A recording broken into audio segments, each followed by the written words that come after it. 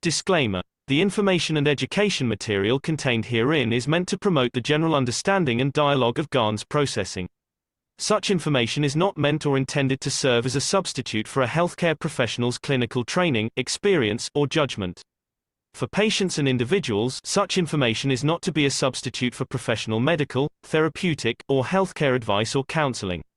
For medical issues or concerns, including decisions about medications and other treatments, readers, viewers, listeners should always consult their physician or, in serious cases, seek immediate assistance from emergency personnel. Prescription information, procedures, and use of medical devices information should be undertaken only by properly trained and certified medical personnel.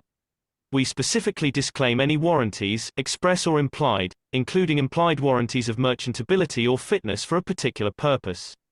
Such information is provided, as is, and is believed to be accurate at the time of its publishing, but it is the viewer's job to evaluate the accuracy of any information found in this presentation. Every case presented is of their own experience, applied by themselves for themselves, and it applies to their case only. Every person experiencing health problems should seek professional medical advice and consult their course of treatment with a doctor. The processes of plasma balancing described herein are a natural process which supports the body but does not replace medical advice or therapies one is already subject to.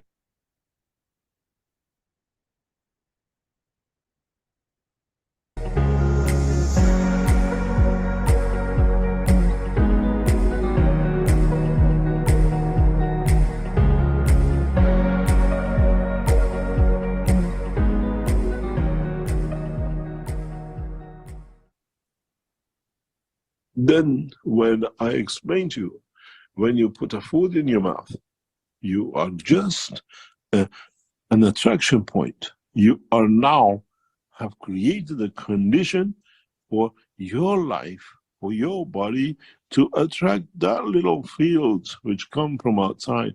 In a way, you have set the seed of absorbing fields. This is your dimension of physicality, and you have a bigger stomach.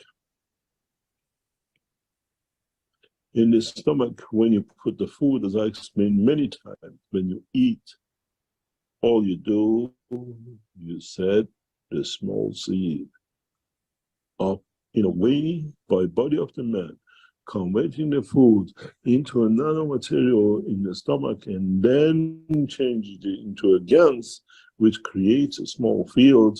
Now you have created the condition for absorbing the fields of the universe into you.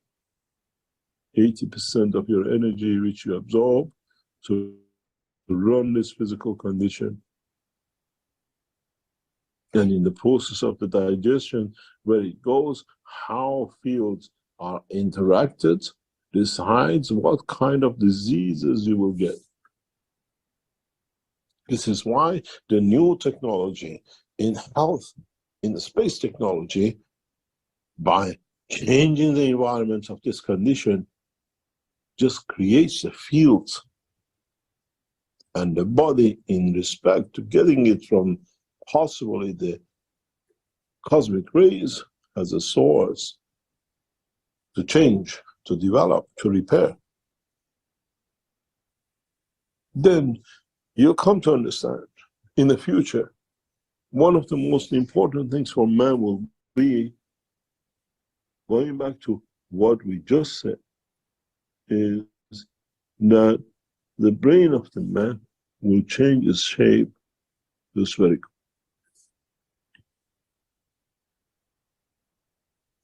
The shape we see, our shape of our brain will 100% change as we go into this process. If you look at the pictures of the magnetic fields of the Earth, you have Earth, you have the direction of the flow of the field of the sun, and if you look, we have a tailwind. Because the strength of the field facing pushes the fields backward. Now, isn't this the shape of the brain of the man? But in that tailwind, the shape of our brain has changed to this shape. So what do we absorb in the direction of fields? From the frontal view, from the face side, that pushes our brain to be extended slightly to the back. What fields from the cosmos we receive on the tail end and the front end.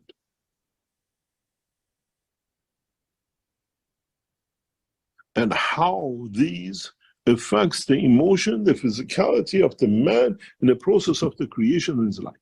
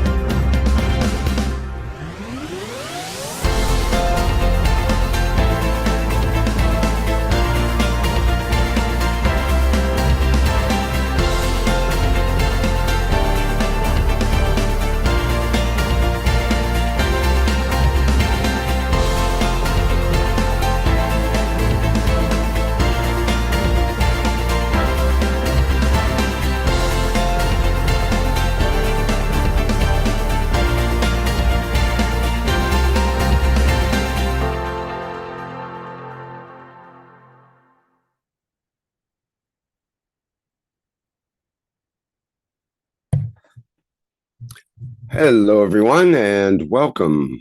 Welcome to the 510th Knowledge Seekers Workshop here on Thursday, November 2nd, 2023.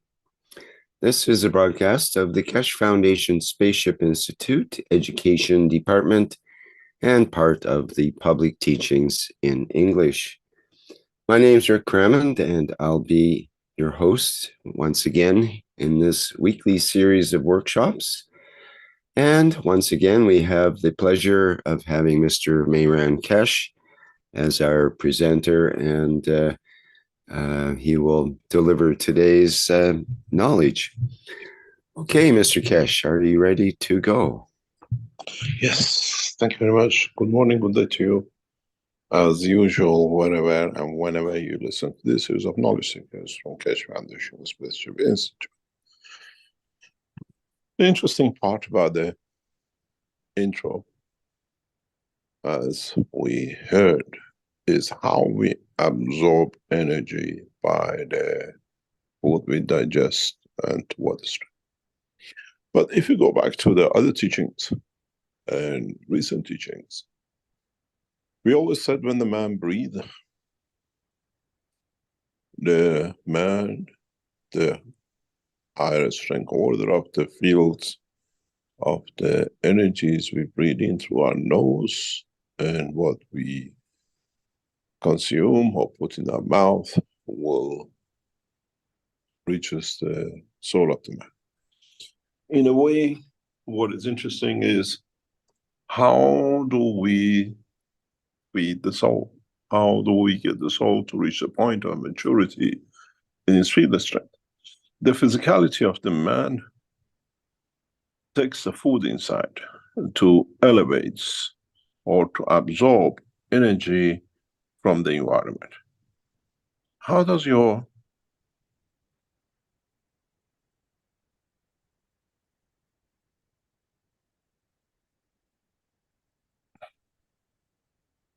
don't understand this again?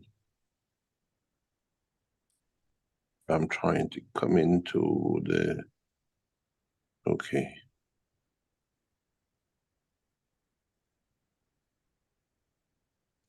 Trying to get into the, what do you call, the screen. The whiteboard for Yeah, the white sun just disappears. Step routine, let the collaboration begin. And it doesn't begin.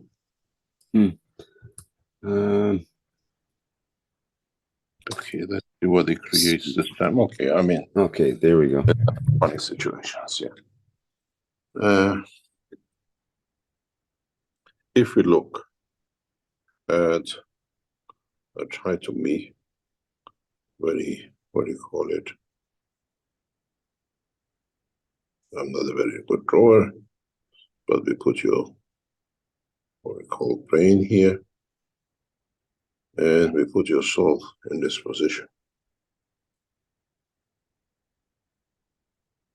This to be the position of the soul of the man in red. Now,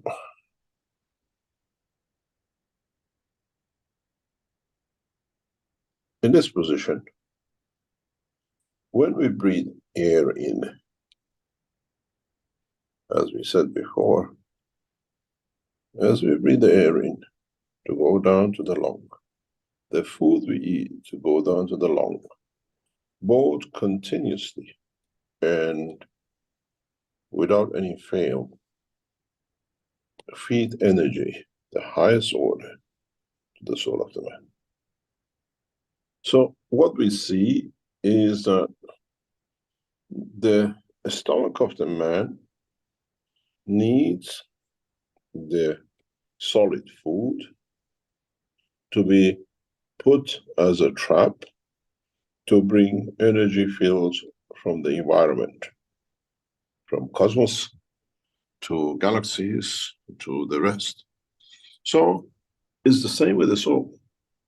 But that's what you see, the nostrils and the mouth both come to the same place where your air pipes and the line to the stomach go. So the body of the man needs the earth to set trap for absorbing the energy of the what we call environment, where the soul of the man uses the contents of the air we breathe to set the trap for the same fields, but an order of its own to receive.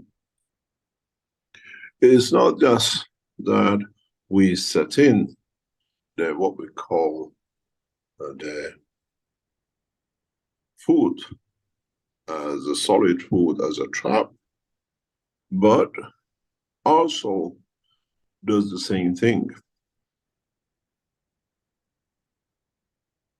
Continuously receiving energies from the environment as the seed to absorb higher order for its operation.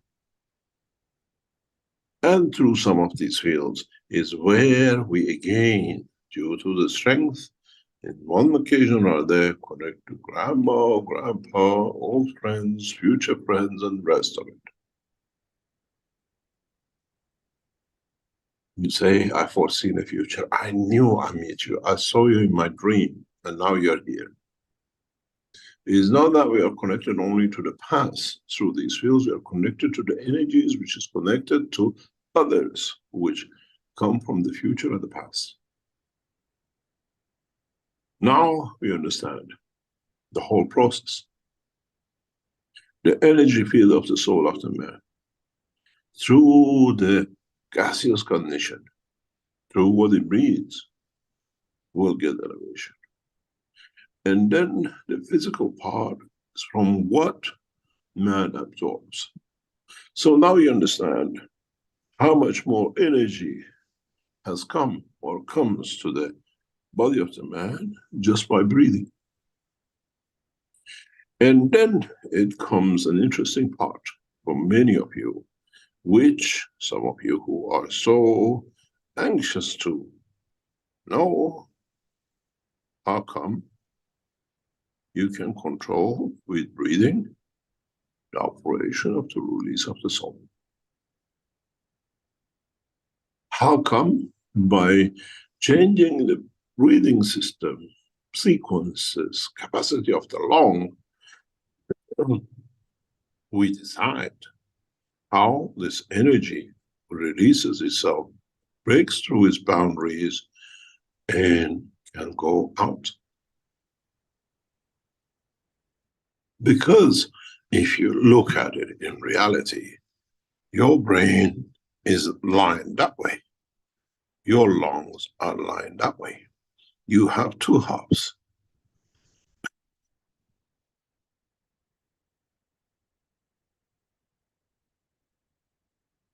Now you understand how the operation of the energy, which is the same as the energy which feeds the soul in the lung of the man, controls the freedom of the soul. But at the same time, being just sitting above the digestion system, the same lung, the same food interacts with the energy of the matter state. In long run, man will realize what you eat, more or less, does not play or plays very little game in transferring its energy, except when it transfers it to the blood in elevation of the soul of the man. And in many cases, brings that down.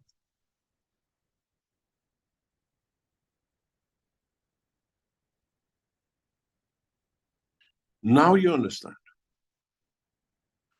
how man, through the reading system, can attract, elevate, control the dreaming and release and expansion of the soul of the man. In a way, when man becomes a bit more wise, you'll find out the digestive system, field creation, extracting from the fields of the universe, the soul of the man extracting fields from the universe to its strength, in creating a new dimension between the two, creates a crucial point and crucial way in how man will live, the time it lives, and how its dimension of life will change. And then you understand the physicality of the man has kept the soul of the man prisoned through what it consumes from this planet in the matter state. When the time comes that the man will live only through the breathing cycle, that creates enough energy in that the soul of the man will have the capability and the power to absorb all the energy it needs, man will be encapsulated. And then that's the time he can transmute. This is what we do with you in the systems. When you feel you fly, when you feel you've been somewhere,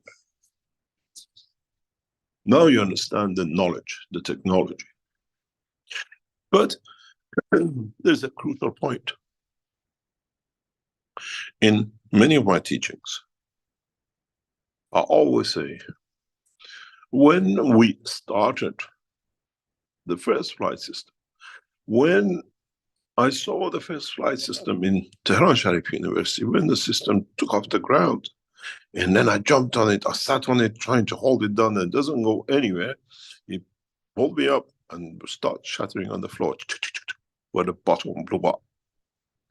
Me forcing the gravity to stick to the ground, forced the emotion of the system to release energy at the bottom end. If you look at the materials which will come sometime later on in the hand of the knowledge seekers and part of the museum, you'll see that extra plate which we actually glued to the bottom to be able to carry on till the new system was built in that week. But what happened? This question came to us, and then subsequent in discussions, we flew. We now fly. We have broken the code of flight using magnetic fields, plasma fields. No burning, no disposition of air. What's next? As we said in the discussions in what we call the office of the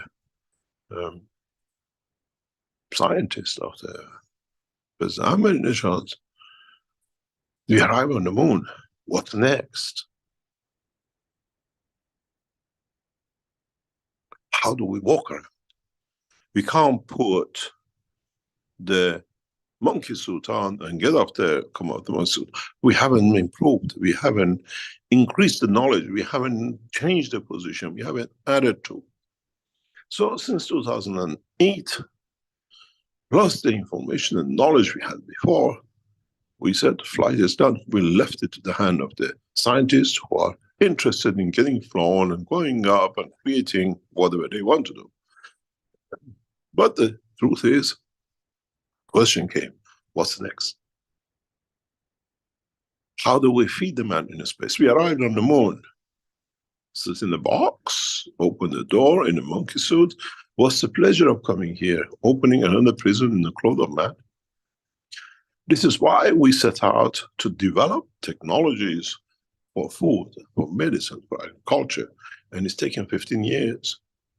You will see, oh, I put a headphone, I don't get Alzheimer's. Oh, I eat again, I don't need to eat. Oh, I can do this, I can make that. All this has taken 15 years, and this is what we call the auxiliary side, a new way of technology, where left hand motion has come to, needed to edit to exist in a space.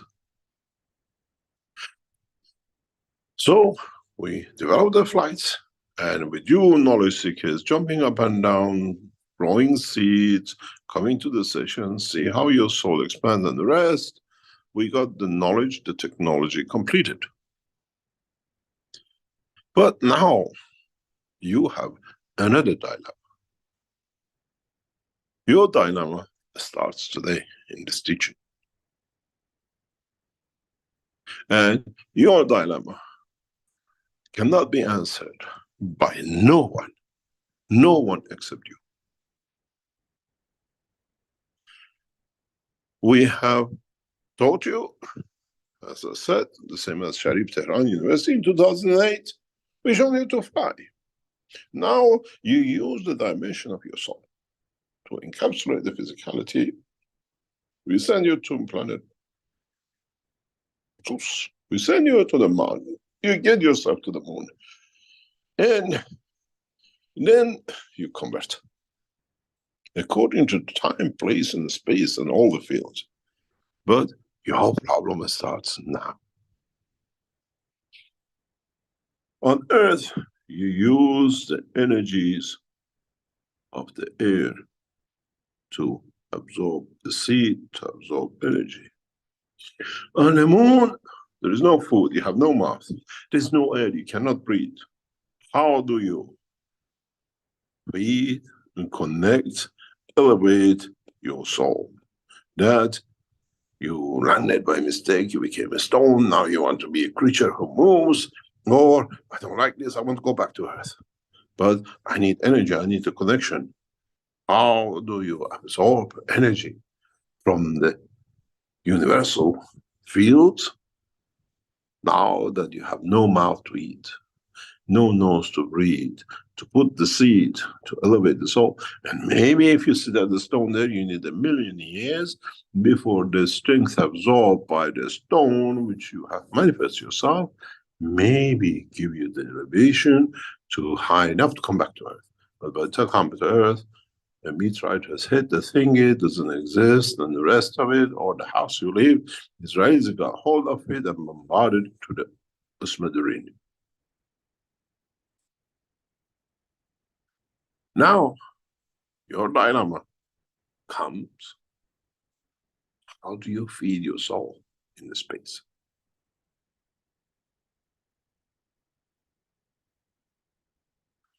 What is the secret of feeding yourself? What's the method of being able to be functionable as a being once you arrive through the dimension of the fields of the universe in the plasma strength of the soul of the man?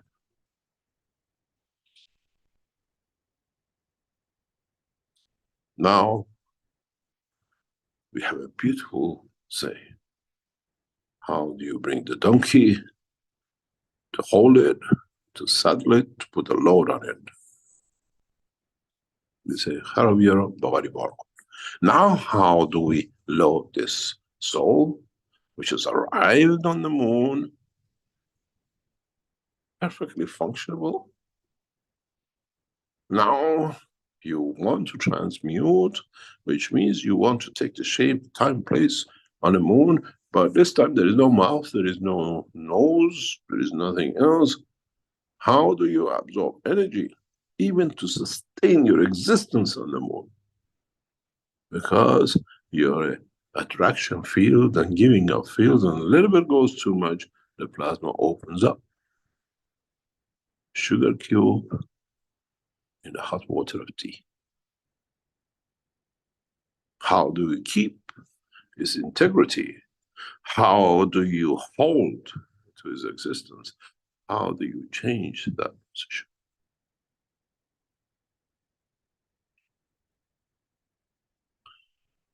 I'm sure many of you have found the answer. Many of you know the answer.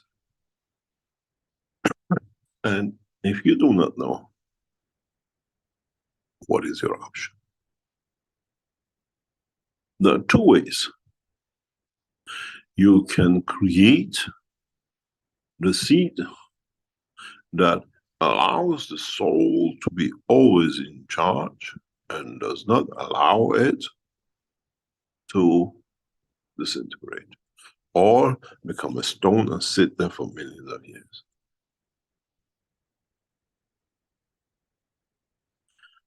I said this once in one. Next time you look at the picture of the moon and you see a big boulder or a big stone, ask yourself one question, just for the fun of it. Whose soul has made that boulder and he forgot, he didn't know how to change? And he has to sit there for billions of years. Maybe it's your great-grandfather's soul. Hit the moon by mistake and he couldn't convert. This is the difference between the man with the emotion, with the man as a traveler, the man as a transmuter, using his soul to travel, and the man as a star, as a stone, as a cosmic dust, just from the soul of the man, that can never convert, can never transmute. If you do not get this part, you become that plasma which wanted to transmute, forgot how to do it, and now has become a stone dust.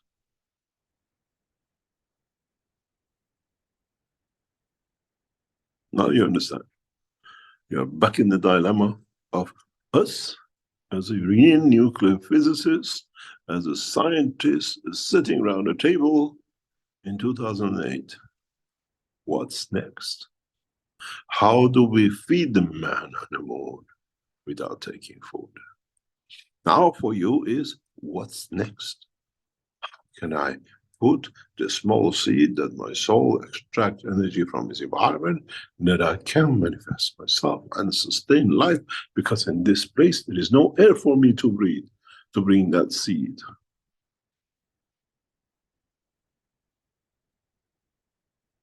Not with oxygen, even though the planet has its own dimension. How do you make a channel to attract fields from the environments of the space you land yourself in?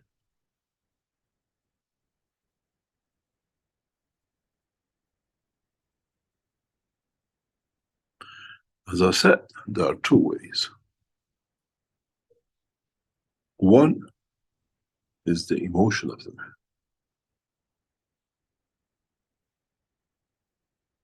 The emotion of the soul, good and bad, thinking good, doing good, creating the emotion to create the circulation of the fields that become the seed of the attracting the fields of the universe to allow the soul to be in transmutation. Not when the soul is released as a dead body of the man, no connection.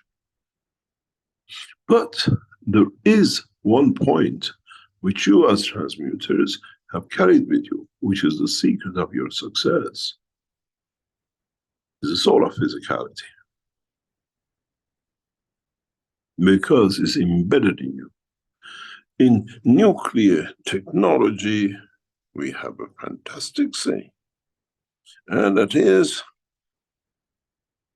we create, we go back to what we call fundamental matter. Fundamental plasma. The initial fundamental plasma, where if you read the books, it tells you the seed sits within the center. And then you have the fission, and you have what we call the basic atom, what you call hydrogen. In a way, your job is to use the soul of physicality outside or inside, or create an environment that the soul of physicality becomes so thin that it embeds the soul, that in that interaction you get the reverse pattern, and with it now, with the inertia of the interaction of the two, you create your manifestation of physicality, and with it sustain life, sustain the existence of the soul of the man. This is what you need to understand.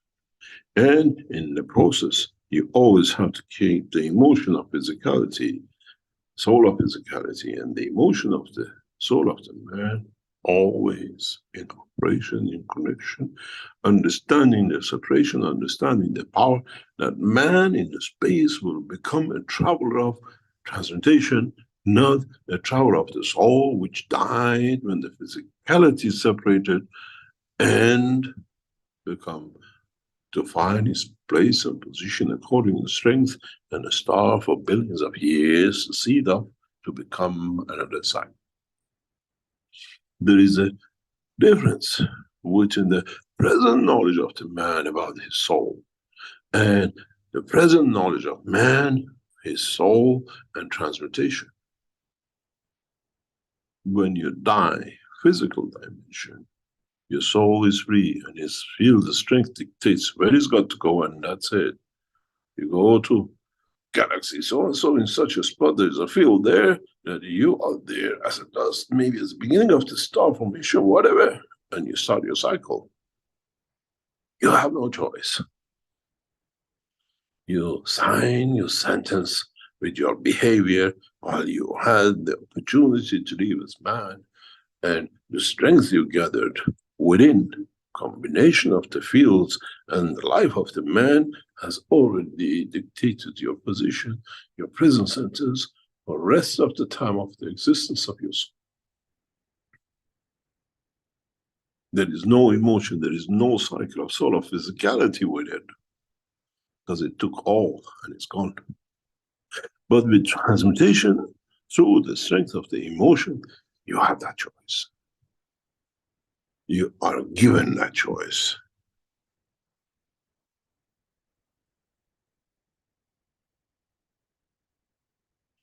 Now you understand. Now you become the passengers of the space, and you become passengers of what we call the cycle of man. In the dimension of the soul, in the dimension of the strength of the field. This is where the separation between the death, physical death, and transmutation comes. That's where the difference is, where you have no control in where you're going to end up, because the cycle of your life in the physical dimension of the man, the strength of the field, of the physicality of the soul of the man, given to the soul of the man, has zoomed off to its destination, where he finds his balanced field as a dust, as the center of the galaxy, and maybe even is so pure that it reaches the soul of the Creator's strength.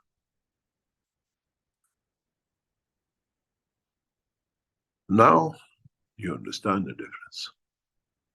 Now your dynamic just started. We put you through these systems in the test we do with you. But now, as you come in the November teaching, you see the light. You try to establish the color of the light, or you see no lights, but the energy fields of transmutation is there. You have to decide, do I transfer the emotion of the soul of physicality of the man in between my hands? And in connection between the two, I decide where to flight.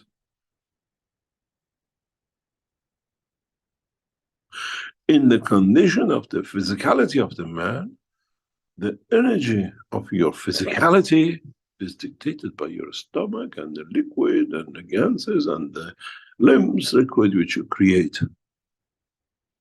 In the dimension of the soul, in transmutation of it, you only deal with the fields. There is no food to eat. There is no air to pass the body of the man. And then you understand why for so long I keep on telling you, ignore that magram, ignore the physicality of it, look at the field transformation of it, look at what it creates as a field strength. One day you knowledge seekers will build these magrams, and you will use them for transmutation of your physicality. Once you understand the work of the magrams as a field interaction system, and not just for discounting electricity bill by 20 or 50%, you have already discounted your life when you took the path of material condition.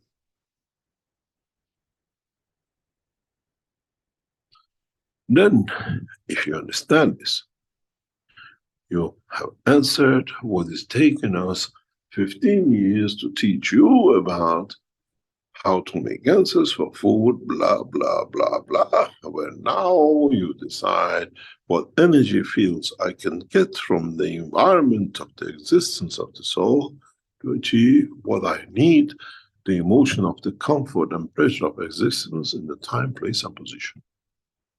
That I can manifest myself, or at least I can enjoy the field strength of the environment. I do not need to become a Martian to enjoy. I can stay in the dimension of the fields that has life, absorbs energy from the Mars, and I become non-physical, tangible entity as a plasma of the existence in the environment. Don't we see these on upper atmosphere? So it should not be that hard for you to exist anywhere in the universe without giving yourself a dimension of physicality. Now you understand. With gases, mixing it, doing this, doing that, we showed how you can use them for health, for food, for blah, blah, for fertilizer and the rest. Now your dilemma is you're learning to travel with the soul of the man, entrapped in it, the soul of physicality of the man as a plasma, and how you use these two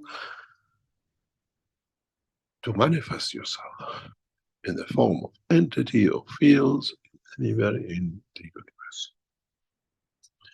And the only word, and the only way you can get these two monkeys working together is the emotion, and nothing else. When one soul does not lie to the other for its better existence, when one soul in emotion looks after the both, I shall not lie. Talk good, think good, and do good. End of you with do-gooders for your own soul in the universe. Now you understand what the teaching is there, is gathering a strength to become in all dimensions. Now you got rid of the monkey suit. Now how do you feed the monkey?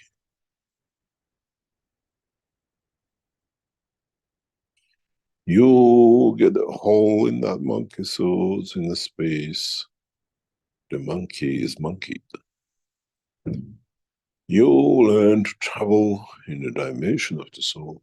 Even you are within the suit of a monkey, you still can survive any dimension.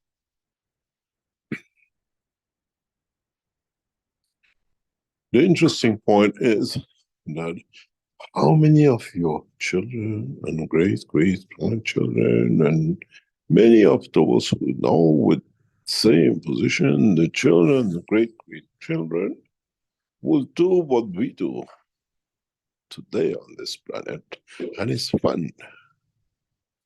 We call it parachuting. We go on the plane, we go as high as we can, and we jump off having a monkey parachute on our back. We know we push a button and we land safely. Now that the man is educated about the cycle of life through the dimension of soul, how many of you will go with physical dimension into space between Earth and the Moon, for example, and jump off in a dimension of physicality, instantaneously convert in the strength of the field of the soul of the man, and within seconds appear on the table having Sunday lunch with mom. Mom says to you, weren't you going for parachuting? Mom, I did. But this time I parachuted from space. But no clothing, no parachutes. The only emergency parachute on your back is understand how to work between the soul of physicality and the soul of the man and create a dimension that allows you to create the gravitational field of the earth, allows you to absorb life, feel the strength for your soul, and the emotion of the presence of the position, time, and the space. Now you understand. You up to now came to the systems and it's all the expansion and you went on the moon. Now, how do you feed that monkey on the moon? How do you jump out of the spaceships in the space? But on Earth, you know you have air, you can breathe, or you carry oxygen as a backpack at a higher altitude, and you still get your mixture to keep the physicality going. But what do you take with you when you jump off the spaceship in between Earth and the Moon or in the space? What is your parachute? What is your safety net? What have you understood? That the way you're born from the womb of the mother, you jump out of the liquid environment into the air, and you go where? And then you survive because you learn to absorb the energy through the first breathe from the conversion of the fields of the air of the man to feed your soul. What cries your soul will make when you transmute in the dimension of the physicality into the soul of the man. It's in a way the reversal of the cycle of the life on this planet at the point of birth in the dimension of physicality. The interesting thing is, would you still cry when you go back from the dimension of the physicality into the dimension of the soul? We have seen those who travel from the soul to physicality do cry.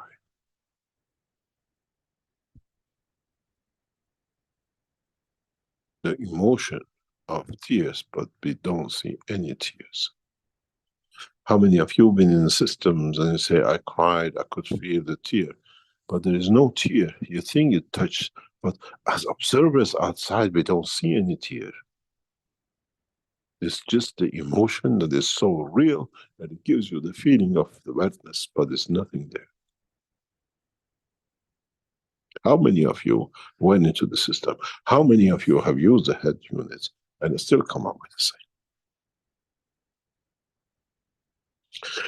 Those of you who come to the London conferences and ambassadorial conferences, you will have fun with this.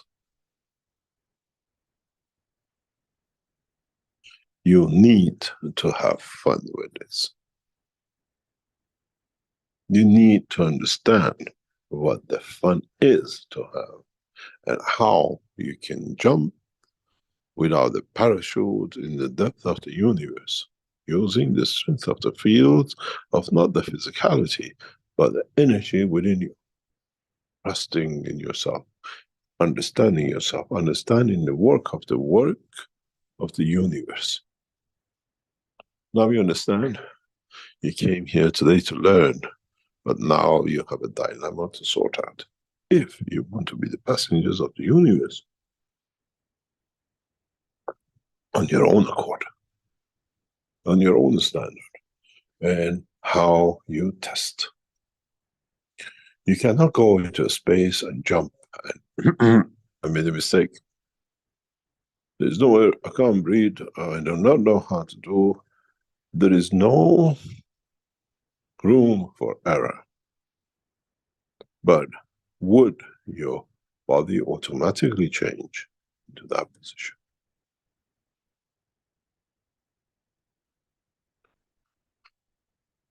The teachings, the cycle of the test which we have put for you, starting with the light between your hands, is the beginning of teaching you how to feed yourself in a space through the soul. It's the beginning of the space in teaching you how to be able to manage to keep the integrity of the soul of the man and the soul of his guardian man together, that somewhere in a space you will convert. And then we come to the beautiful part. When you achieve that, when you come to that, then your second dilemma starts.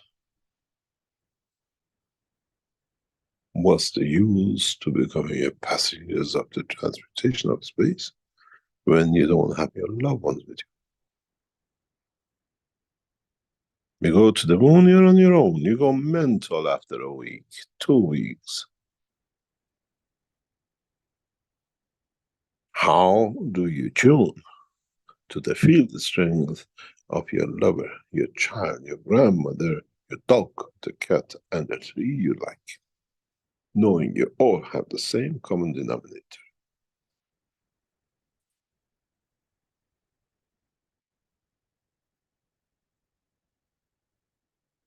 First commandment, thou shalt not steal.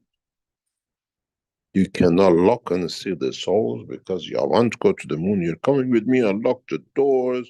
I'm going to the cinema. You have no choice. I'm driving. I've got the button and I've got the ignition. You sit in the car, but I go, you come. In the dimension of the soul, you don't have that. Every man drives his own car, but it depends which man would like to tow up with you.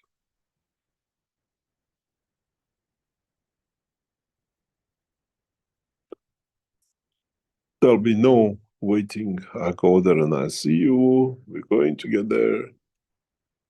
Even though you go and see each other, if you get it right, but you can't grab the physicality or tie it up the soul and drag it on with you, because that's a stealing.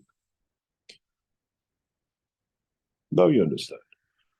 the real process of transmutation, the real process of life starts when the first step is we go through the transmutation of the light. Not necessarily you see the light, not necessarily you feel the light, but you ignite the condition of the transmutation. Many of you say, oh, I had no feeling, I had no dreams. So shall be between your hands. No lights, because you're still passenger of the frontal belief. You're still that guy who gets the magraph and does not see the field of magraph. So the teachings gradually, as you've seen, through the test trials and the rest, is heading for the questions that the scientists in Sharif Tehran University of 15 years ago. What's next? We learned to fly. What's next? We made the shielding. What's next? I hope today I brought you a new headache. A beautiful headache where man transmutes and not man dies to become another point dust in the universe. I brought you the thinking. Now you understand. You were happy with the seeds of the energy to convert in your body. Now you understand your breathing feeds the soul. And it's that seed that attracts more from the space. Now you feed the monkey. How do you feed the monkey in space? In the level of the soul that even through interaction of its fields can lead to the creation of the monkey, in essence of emotion as a man, but inside he sees himself, he has 4 legs, 2 arms, and 20 eyes. Do I need this? This is my new look on the moon. Can I have half of them blue, half of them yellow, 1 leg longer, but it makes it more attractive for the other one soul, which sees me like this.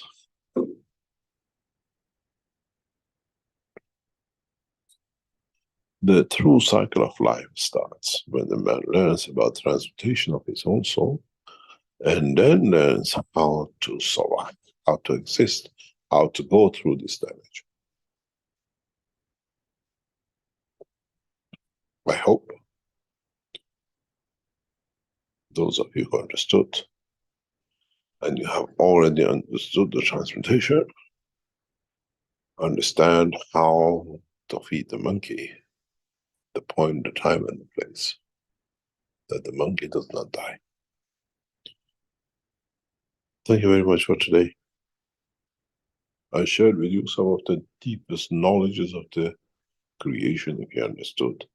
Otherwise, it still is that background. How much more energy can I get out of it? Is that physicality? How long more I can run it to live 100, 200 years? I want the fountain of youth, where actually the seed of that fountain seeds the soul of the man within the body of the man. As you have not found it. We go through the break, we come back, and we go, as usual, try to answer some of your questions.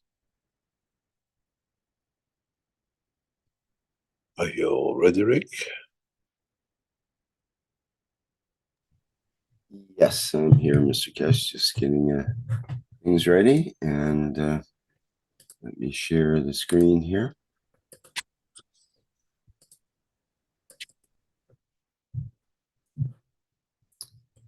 Okay, thank you, everyone. We're taking a short break, and we'll be back with the second half of the show. And you're welcome to prepare a question for Mr. Keshe, either in the chats of the live stream or YouTube, or directly in our Zoom chats and Q&A and live. Put your hand up and ask a question. Okay, let me begin here.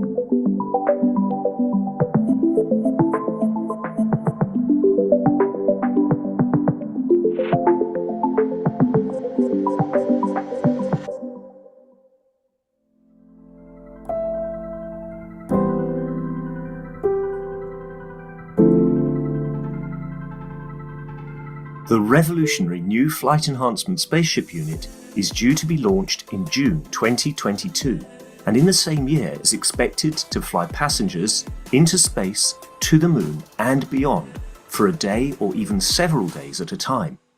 There is no need for the Flight Enhancement Spaceship unit to carry food or medicine, as it is equipped with the latest space technology for transportation, transmutation and deep space operation.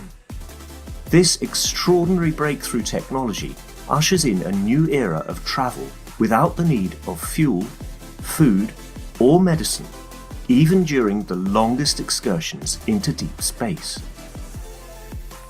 Each spaceship unit has a 4-passenger capacity for long or short duration flights and has the capability to travel between cities on Earth in a matter of seconds to minutes, depending on the distance and speed. This ability to traverse massive distance in such incredibly short time is not just a breakthrough for human transport, it also completely revolutionizes the transportation of goods and cargo and will rapidly overcome the need for one of our most polluting practices, namely marine shipping, as it finally breaks us free not only from the combustion of heavy diesel, but from the combustion of any fuel for propulsion in the future. The Flight Enhancement Spaceship Unit, a new paradigm in space travel, space medicine, and space technology.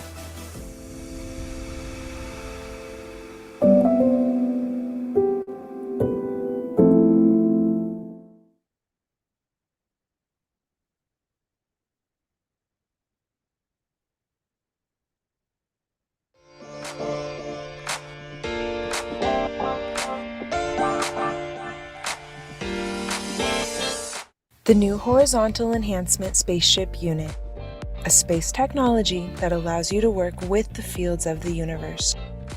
Creating a wide range of plasma field interactions and conditions, it allows the body to process itself from any physical or emotional imbalance. Once this balanced condition is achieved, the soul and emotion of the man can follow to find their balance, elevating the whole of the man. The new Horizontal Enhancement Spaceship Unit, technology of the future through advanced plasma knowledge.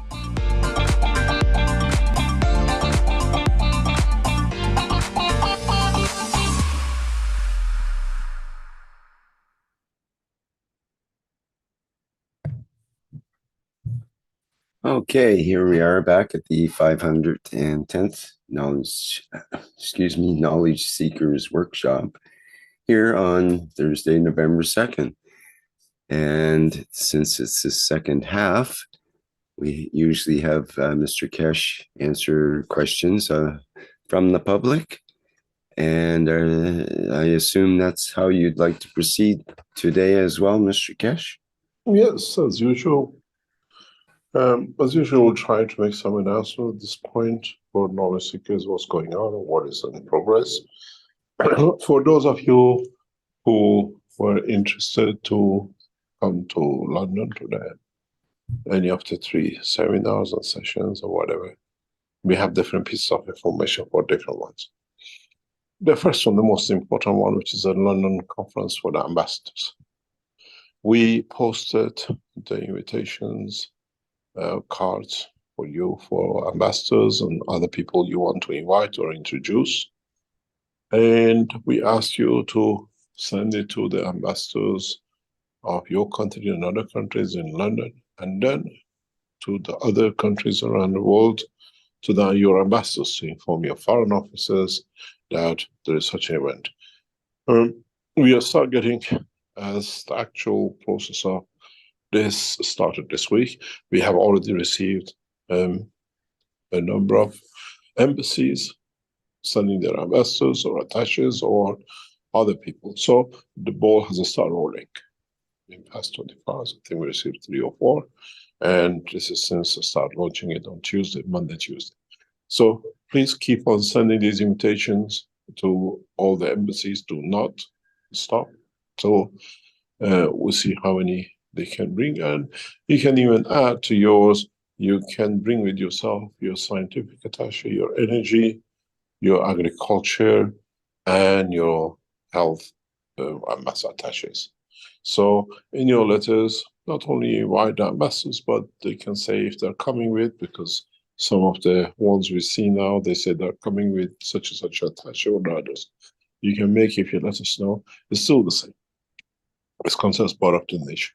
We're trying to keep this very, very limited. We targeted about 500, and we are looking around about 200-300 with ambassadors, because something has happened in the event of past few days and a couple of weeks, which has changed the course of the Keshe Foundation work. This is at a very high level, a very big change for the Keshe Foundation, and for that reason, we prefer to keep directly into the what we call ambassador level. If knowledge seekers would like to come, we can allow you a number more to add, but the ratio we have is perfect for very powerful presentation. We have officials from the governments who will confirm the technology of the Keshe Foundation to the other ambassadors, and it's a beautiful setup. Now we are heading towards that. The venue is booked, as you've seen where it is. Still you want to come, join us, but you will remember this is the point when the humanity will change. You will understand exactly why and how. We have officials which will bring a change. They are coming, especially appointed by the governments, to open the doors, and it cannot be stopped. Going back to the week function, from the 6th to the 10th, and then the weekend. We set out to bring this to a beautiful memory. It's something I wanted to do.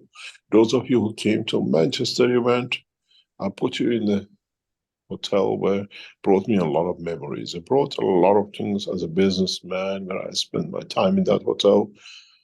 Millions of dollars or euros or pounds for me took shape, business, lost, gain, whatever. But it was beautiful. I brought that essence to the knowledge, because this is where the Spice City, this is where I was born as a teenager. I learned about the life, I learned about falling in love and the rest of it, and fell in love to be a father in Manchester and the rest of it. This time, the event in London, as some of you who are attending it have already received the information in the last 24 hours. I'll take you back to the same place, the same condition, but in much deeper towards the science of the man. With the collaboration of London University and the principal of Queen Mary College and the staff of the Queen Mary College, we have arranged one of the most strangest teaching seminars in the history of the Queen Mary. Those of you who attend will still have room another 3-4 days if you want to attend. You will sit in the classrooms or in some of the classrooms where I, as a student, sat. You walk the corridors, the buildings where I was taught. And so, in truth, you become the knowledge seekers in the classes of, in the classrooms of. Every day is a different classroom, different building, the way it used to be when we were a student of Queen Mary College. You go back to university. And we tried to keep this in a very small numbers because a number of the staff and professors and the scientists of the Queen Mary are invited if they want to join in. So this time you go back to the hall where some of the nitty-gritties of the nuclear technology was brought in, and I thank the principal of the university and the staff of the Queen Mary College who made this something they said has never been done. It's very unusual, but it's such an important topic, nuclear plasma technology, which was born out of Queen Mary College, back in there into the classrooms. So if you join us, and those of you who have already registered, you're going back to university. But this time you'll be taught the science of the truth about the traveling by the fields, and surviving the field up to space and time. I thank the office of the principal and those who made this dream to come true. It would have been easy to give this lecture in a hotel room somewhere, as we did in Manchester, and then it'll be, that's it. Tea breaks are yours, you have to go and find your coffee and tea. Lunch breaks are yours, you're a student, you have to go to the canteens, what we used to do. And live the life of a student as a man, and get taught the knowledge of the space technology. It's important for us to understand this. So if you join us, I think a few more places left. We kept this, we don't push it so much.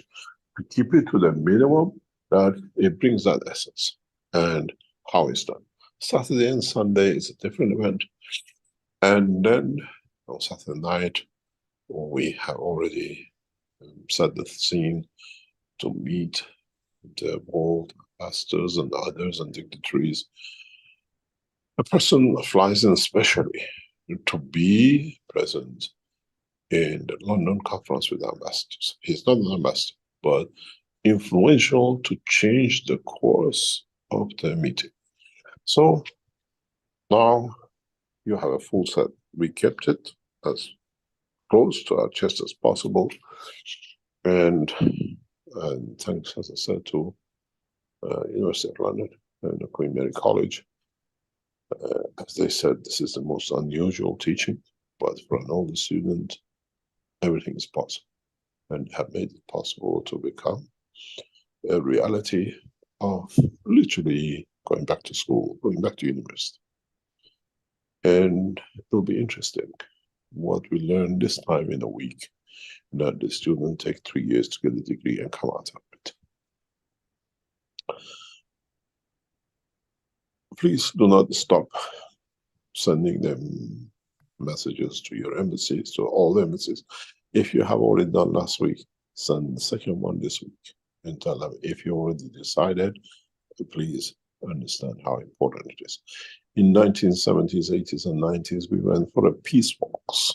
This time, peace talks through internet, and for you to encourage you, what we call government scientists, to join and to be part of. I hope we have the pleasure of seeing the Iranian attaché, which is now we don't have ambassador in London. They will, what do you call it, represent the Iranian nation.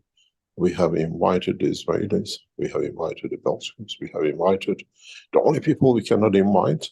We cannot get the email of the ambassador of the United States.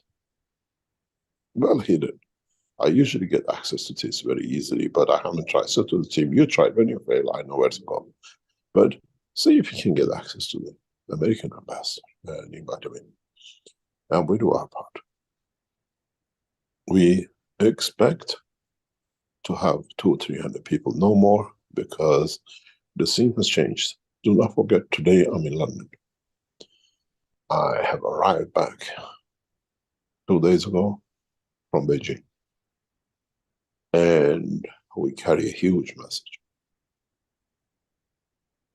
Not only from China, but on other positions and times, and what will bring the change. Joining forces with nations to bring peace is paying dividends, and huge dividends, for the Keshe Foundation. Many of you asked me what we talked about, what is the position with Palestine. As you remember, we asked the Palestinians, we asked the Iranians to give refugees, and do not go into war, do not talk about attacking and destroying. And our officials confirmed they have stopped to this. As we see, Iranians have changed position since 2 weeks ago, and they keep on telling, we don't want wars. We don't want any conflict with Iran, with Americans. And we're sticking to the same gun. Iran will not enter any war. But what is the beautiful outcome of this? Because there are other things in the background when we gave you, and we gave the information to the Iranians to take the Palestinians to save, and Iran went out saying they take the educated Palestinians to support the Finnish education in Iran. We're left with the Palestinians, which at the moment are getting hammered. And interesting is, Senate says, how come the guns and the things we get to Ukrainian has appeared in the hand of the Hamas and the rest? And we explain exactly how the Israelis gave it to them to start this, in a way, play the trick. And we formally really set up to not move and set back. But we've seen different alliance has been created. But something very interesting has come out of Israel. Now the Israelis want the Egyptians to give part of Sinai Desert to the Palestinians, to all to be moved out there, that the Israelis will have the whole of the Gaza. And again, a lot of people might understand, there's a bigger game to this. Oil industry and gas industry has a huge things to do with. And now they're talking that the British become in charge, which means they have sold the land, the Gaza Strip, and the rest of it to the British Petroleum, to one of the largest reserves of oil and gas. Now you see how the hands are opening up. So we see everything is taking shape in a way it has to. But there is one thing which as we say, Americans and Israelis did not count on. And as you know, the Russians, the Chinese, always spoke about the most advanced hypersonic. And now we know Iran is in a position of the same. America thinks by 2027 they might be able to test the first hypersonic in the way the others have. But my biggest fear and my advice to the Iranian is, as the Iranian Foreign Office said, we have many secret weapons that the Israelis do not know. They got the taste of one of the simplest ones. And these rockets can reach Tel Aviv in less than 10 minutes. And just the way to calculate it, what is set to come, there is 100,000 missiles targeted, set to go to Tel Aviv. How many of them can be intercepted? 100,000 cannot. And I hope it will not come to that end. We just done the advice of not such a thing to take place. But if worse comes to worse, anything goes worse, this is going to be the end of the what I call the beginning of the end for American superiority. It is taking shape in a very bad way, but it's taking shape in a good way that those who are pushing with peace will win the peace. And we're trying to understand, with the help of technologies, how this can be diverted and how this situation will take shape. But at the moment, what we were promised by the Iranians will not get involved in this war, and they know how the trap was set. We keep to the same position, but what we hear and what we understand in the background, very soon, if things go to the worst, all the nations around the world will expel all the Jewish back to Israel. This is a very high possibility. It's taking shape, except Europe.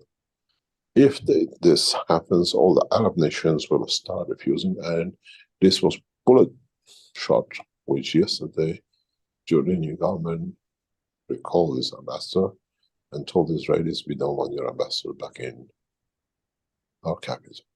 And now we see this will start a situation which, in a way, will create a bigger mess than anybody thought. But we know the outcome, we know what it will be. It'll bring what we call everlasting peace. It's this last scrambles between the religions. But we see what happens and how it will take shape. As I said, your soul can bring the changes for your physicality. Our soul brings changes for humanity. And we know, we see, we understand the totality and how things will take shape. But we have to see it and see how man will play the game.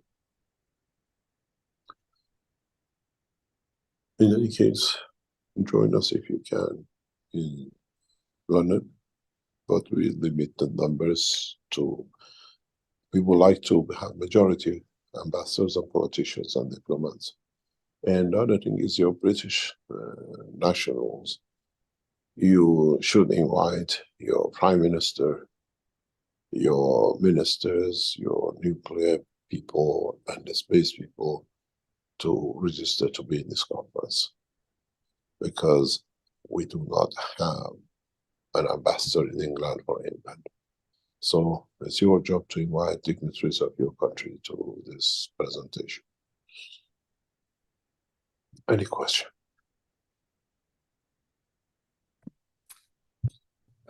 Just before we get into the questions, Mr. Keshe, I'd like to show you a document that I ran across recently. I'm not sure even where I found it, but it's from the records of Hansard of the UK. And let me just share here so I guess you can see it there now. I'll make it a bit bigger. It's interesting because this is some people have a hard time believing that Queen Mary College even had a nuclear reactor and that you were involved in a nuclear reactor program and so on, because they don't have a nuclear reactor program now, apparently. So it's, people look it up and go, well, they don't even have a nuclear program. But this is the actual document from the legislature when they made the decision to go with the research reactor, the low-powered research reactor. This is in November 1960, so that's quite a long time ago, about 60 years ago, basically. So the Mr. D. Price asked the Minister of Power whether he has approved the grant to Queen Mary College, University of London, of a license to install a nuclear reactor under the Nuclear Installations Licensing and Insurance Act, 1959. And Mr. Wood responds, yes, I recently sought the advice of the Nuclear Safety Advisory Committee about installing low-powered research reactors in the range of 10 to 100 kilowatt thermal on urban sites. The committee has now advised me that so long as the site, housing, design, and operation of the reactors fully satisfy certain basic conditions, these low-powered reactors can safely be permitted in built-up areas.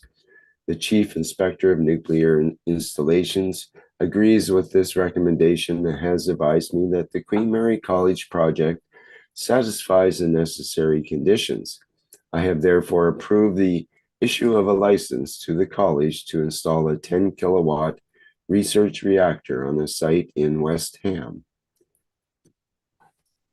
So, yes, interesting. yes.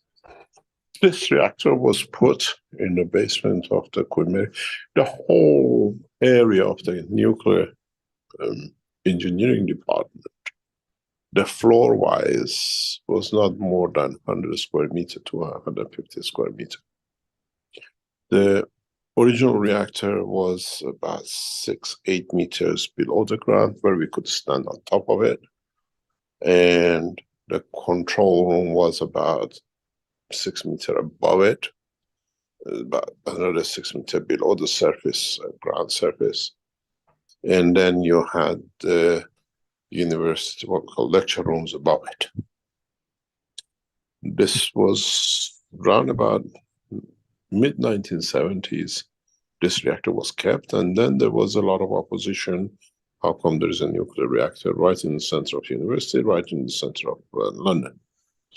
Then, in mid-70s, they decided to build a reactor site about another 5 kilometers or so by a brook or a river further up towards West Ham, because there's a unused area. And they built a building, and they moved this nuclear reactor from the basement with a lot of razzmatazz to the new building. Well, actually, I think it was moved in 1976, 1977, or that time was built. And it was just a couple of years old when I joined the Queen Mary College. And we used to get a bus, a minibus, from department to the nuclear site, and had to have permits and all sorts of other things, all fenced up and everything else, which is normal with the nuclear industry. And if Queen Mary would have kept that reactor, if Queen Mary would have kept this reactor,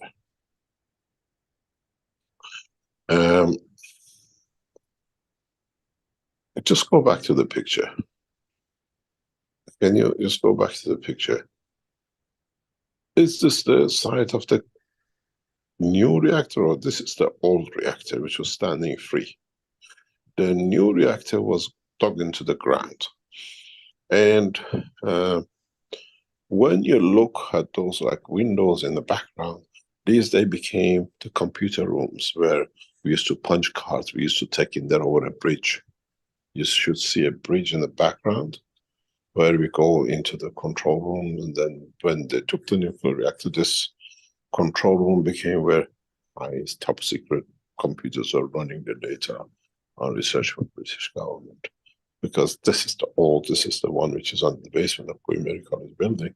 The new one was on the ground level, because we used to go over it. We used to lift up the concrete blocks and all sorts of funny games. We used to play with it. Well, in 1981, partially, I did what we call my thesis on the leakage of the nuclear reactor into the environment beyond the boundaries of the reactor. And by completing this thesis, here afterwards in 1982, the reactor was shut down because it was proven that the reactor field radiation reaches beyond and within the public, and immediately was shut down. But these reactors are very used for high-rich plutonium. We could see how fast we can produce plutonium, then enrich uranium, but they use plate system. It's like what do you call it? Like a toast. Long pieces, very narrow aluminum mixture, some of it. And we used to change the plates. It's like a toast rack. And we used to change one toast, we used to call it like with different enrichment and see how much radiation increases, what's the critical position.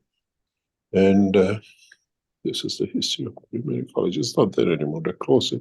But the British nuclear technology is much, much advanced now. They don't teach first graduates. They go directly into PhD and research, because now they're building these new reactors, which is a PWR, pressurized water reactors from the American style. And when I used to work with British nuclear fuel 40 years ago, we designed safety systems to be about 10 kilometers from the reactor, that if it blows up, we still have control over it. And the first design of this came after 3 Mile Island. And I was involved in the first stage of designing the safety systems for nuclear reactors. Brings back a lot of memories. You put something else up. Yes, this is the final report on the decommissioning and delicensing of the Queen Mary College Research Reactor. I think this is the one mentions the original operations were carried out on the critical assembly at Queen Mary College in Mile End Road. It mentions the former laboratory buildings are now being converted for non-nuclear usage by another faculty of the college, and that it was licensed by nuclear site license number 21, issued on the 24th of December 1963. The assembly being taken critical for the first time on the 10th of August 1964. The facility was shut down in October 1966 in preparation for the transfer of the main components to the new Queen Mary College Nucleonics Laboratory in Marshgate Lane. And the site was completely cleared and the license surrendered on the 10th of March 1967, and the licensee's period of responsibility was terminated on the 16th of March 1967. So I guess that's the original reactor that they're talking about there. Yeah, it's a deep, big hole in the ground. And only people who are doing research in nuclear could go down, but it then became an empty space. They started doing a lot of research on plasma.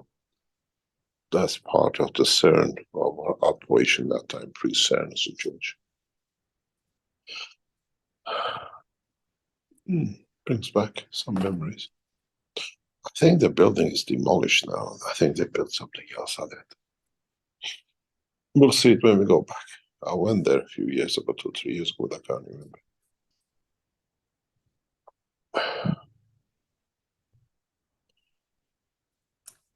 Yeah, I thought you'd like that blast from the past there.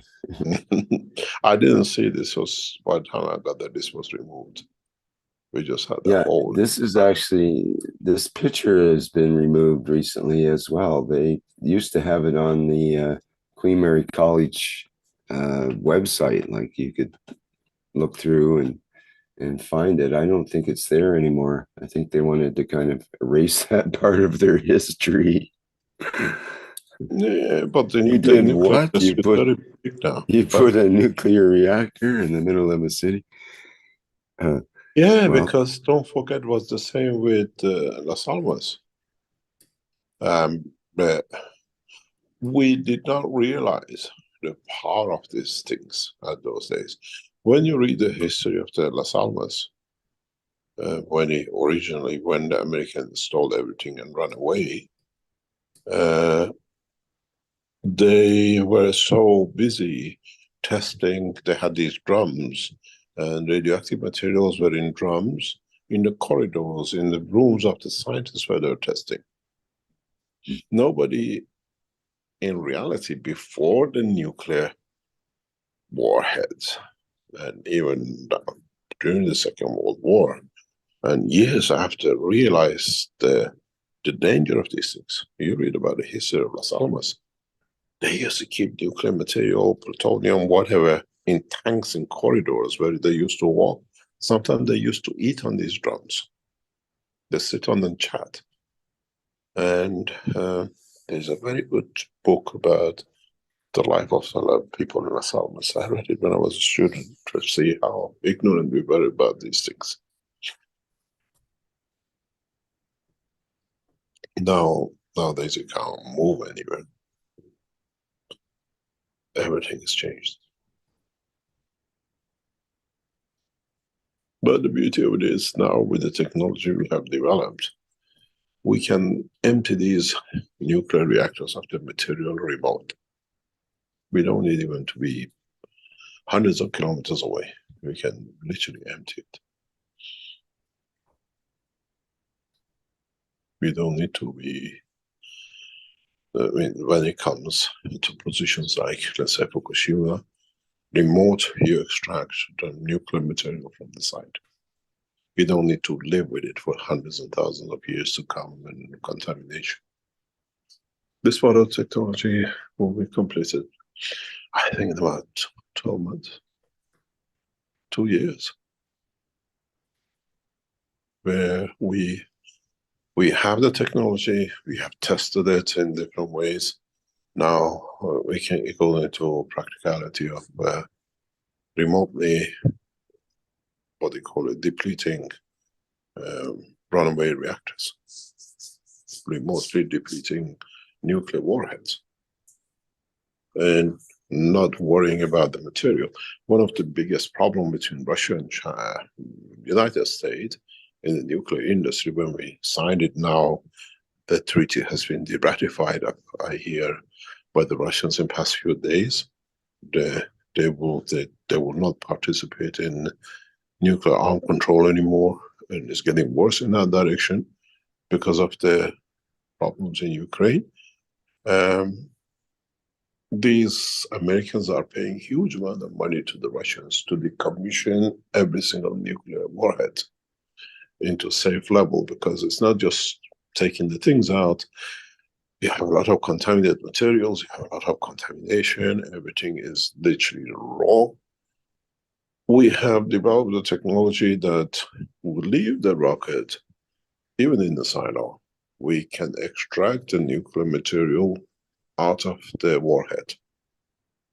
You still have a warhead, but now has no nuclear technology material in it.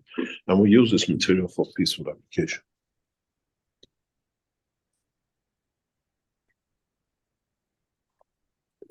It's one step in demilitarizing a lot of zones. And one of the things which is a problem is what we do with the nuclear material. We're going to store it. The technology we developed, it makes it useful into operation of the next generation of the space travels.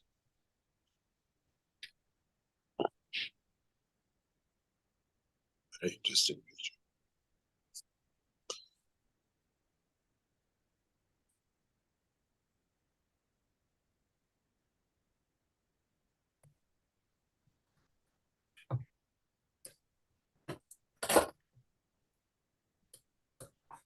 Okay, shall we take some questions now? Yes. Well, Saeed had asked in the Q&A, will our scientific textbooks be rewritten and new laws of universe and science will be taught with the implementation of plasma science and technology? Pardon? Can you repeat that?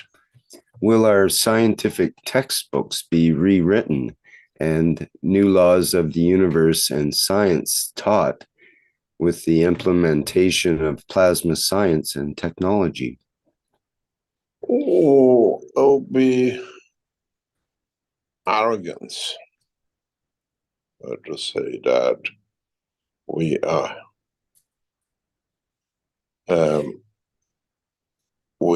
the end and everything else.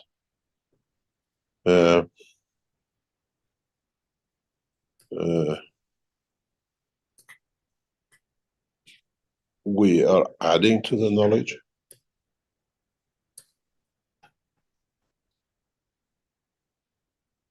And we are extending the knowledge. So we're not rewriting the books. We are adding to the books, adding to the knowledge.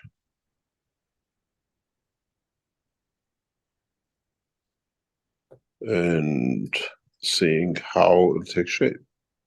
We cannot separate the new knowledge from what we had before. Because all the time we go back to it. When we change the dimension of physicality, we go back to it. We need it. How do we boil in one position? What is the wind velocity of our soul when it changes the physicality? Are you going to manifest as a feather, and where are you going to land? You understand? So it's a two-tier job. It's a two-tier work. And one is a dimension of physicality, one dimension of energy, and we have to keep it up.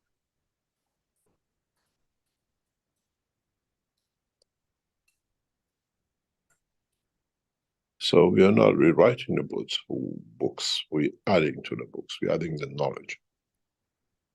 But the knowledge we didn't have is like, if what you put it is just, now that we found the work of an engine, we have a car, we get rid of all the donkeys. No, we still have a donkey, we still have horses. We even measure our cars and how many horses it has. The car has 100 horsepower. Which horse and what did the horse eat and what was his power? All the horses are not the same, but we still refer to it. So we haven't finished. It's just we are amalgamation. We're not rewriting books. We are adding to the knowledge. It's a big difference.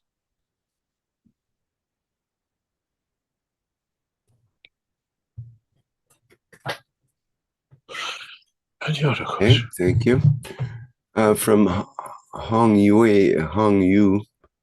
in the Q&A says, hello, Mr. Keshe. In the past few days, there has been a heated but inconclusive discussion on an issue in the Chinese Keshe Plasma Studying Group. The question is, does the bombing of each other by Israel and Hamas, which has resulted in a great deal of death and suffering on both sides, especially in the cities of Gaza, bear some responsibility for an ordinary citizen on the other side of the globe who is seeking to elevate his soul? And he goes on, now we are discussing a situation where one side believes that this person has no responsibility whatsoever, that the responsibility lies solely with the planners and implementers. And for him, that all he has to do is to pray for world peace. The other side believes that there is some responsibility, and the implementation of this responsibility is mainly to look at himself to see if he has the mentality to harm others and try to elevate his soul and then go and influence those around him to achieve peace. Can you help us to provide some guidance?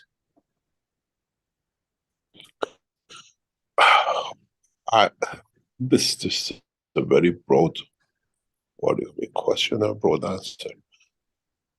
You can all of it. You can do all of it together. It's not one thing or another. And you can elevate the soul of those who are in it. You can elevate those who are fighting it. You can do all sorts of things. It's not anymore this works or that works, or can we do that? And that can all be done from the other side of the globe as well. That's not a problem. From other universes. Forget about the globe. There is no time and the space and position when it comes to strength of this. And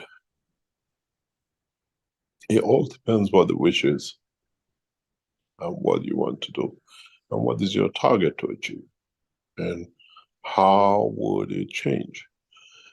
We got to realize when I look at the situation, in the long run, man will come to understand, maybe in the next few years, what we see in Ukraine, what we see in Gaza Strip, is the fledgling, when you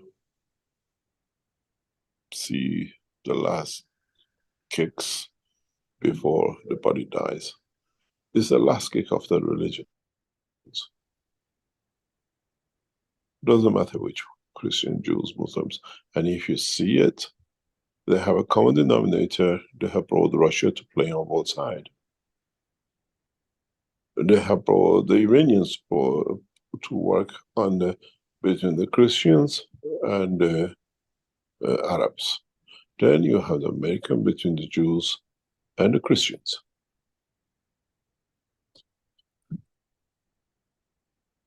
Interesting is, which I put this question before,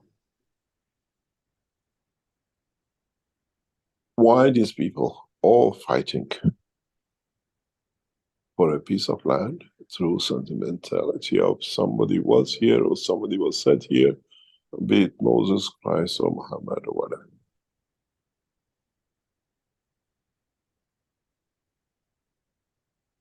But this is, if somebody try to get rid of the Jews, you call it the Holocaust. You try to get rid of the few Muslims, you call it the Gaza Strip. You try to get rid of fight with the Christians, you call it Ukrainian. If we try to discredit them, then there is somebody who's doing against us. But if they discredit themselves and gradually come to the point it dies, I was talking about this a couple of days ago. The world is getting ready for manifestation of it. And the old have to diminish and demolish themselves for that to appear.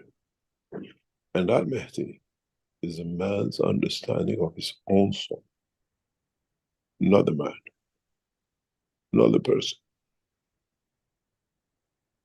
And then we are getting to that point. And as I said, the funniest thing is, or the most important thing is, when people like Ayatollahs and rabbis and popes, they themselves to come to understand this position. And they put the turbans and the hats and everything else down and they move away.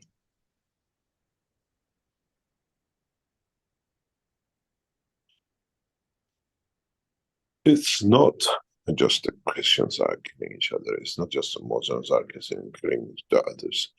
If you go back in the history of Iran, recent past history of Iran, in past 40 years since the revolution, look at the position of Ayatollah Khomeini. Look at the position of Ayatollah Khomeini. When you look at the position of Khomeini, within the first 3 or 4 years, anyone who helped him to come to power was executed. They didn't just kill the Shah's supporters. They killed the people who brought them in to become rulers. Anyone who was at the highest level, they even killed their own children to keep the power. Read about recent passages of Iran. Ayatollahs killed their own children, ordered them to be executed. Those who sat, you see a picture of Ayatollah Khomeini coming to Iran on a plane from Paris. Look at, there's a guy next to him. He got him executed. And this guy put his life to bring him up. We see the same thing with the Vatican. They're all killing each other inside the Vatican City. We see the same with the Christians, same with the Jews. Jews are doing it in the worst way. So he is rotting from inside, and now is peeling over to the others to rot. And then it comes to the position of understanding the manifestation of what they call whatever, which is the soul of the man himself, which is not soul. And then we see the change. And then we understand how we can elevate the soul of the others and how these things will not happen. It's the time for Mahdi to come, or Messiah to come. But that Messiah is inside every man. Is another man to come with us. And then when you reach that point, you don't accept any of these ayatollahs because you are enlightened to the truth. So you can remotely do,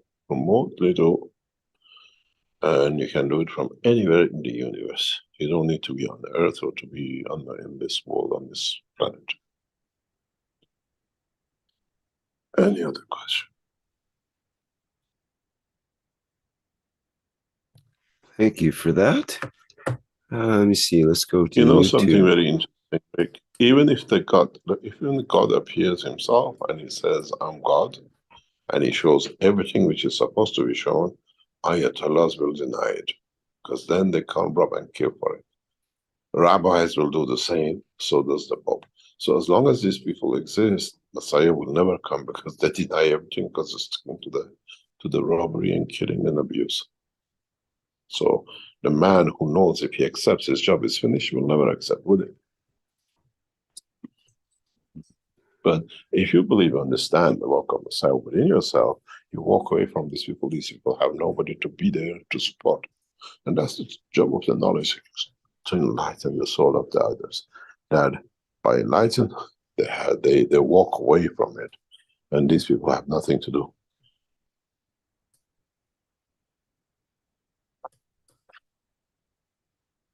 You have in the history of Hitler, they call it the night of a thousand knives.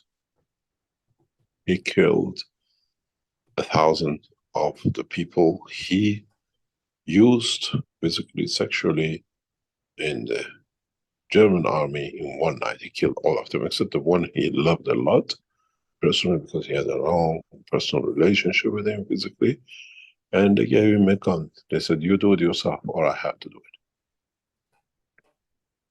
We have the same thing in the recent past, in the Iranian Revolution, that they killed hundreds of mullahs in the same night across Iran by the order of the rulers. Repeat of the same. So we have the same thing in the history of Judaism. We have the same thing in the history of Christianity. So the best thing is to find that Messiah within yourself, and then you don't follow any of these. They have nobody.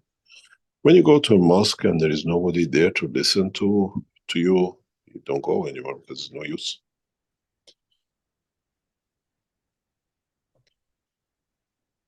Any other question?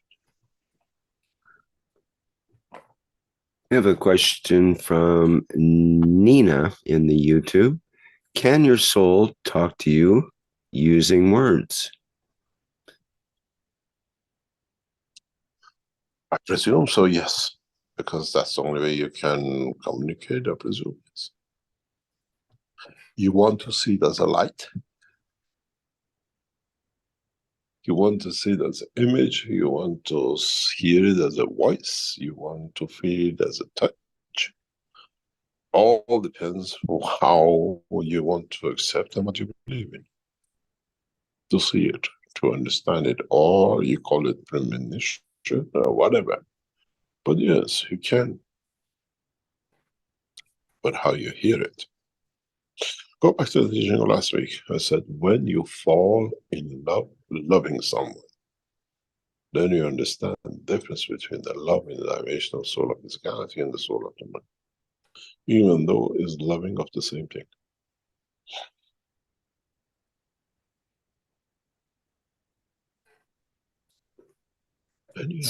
Seventh Star mentions in YouTube, Nina, yes, mine is talking to me even using hand signals. So I guess that's a different language other than words. Perhaps the soul works more with images rather than words. It depends how much we are physical and how much we are emotion. If you understand the emotion, you do things you don't need to see. If you need to see something, then you actually need an image to believe to do. If you more or less work with the emotion, you work with the back of your head. If you work with the physical dimension, you work with the front side of your brain. We see that in our systems.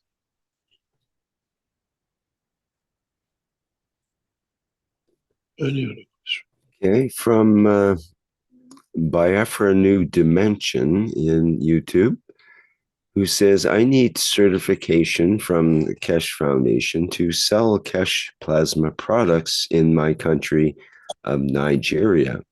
Who should I contact? I have plasma antiseptic soap, plasma cream, plasma patches, and plasma insecticides. You have to do the certification in your own country through the structure set by the nation. We do that. When we launched these even Ganses for the trials in China, if I remember correctly, we had to get our Ganses certified to be used, that it is usable in use. When we did in Ghana, when we did the water plasmages, they all had to go to FDA approval. Well, Keshe Foundation cannot certify these things. It's your national government structure you have to do.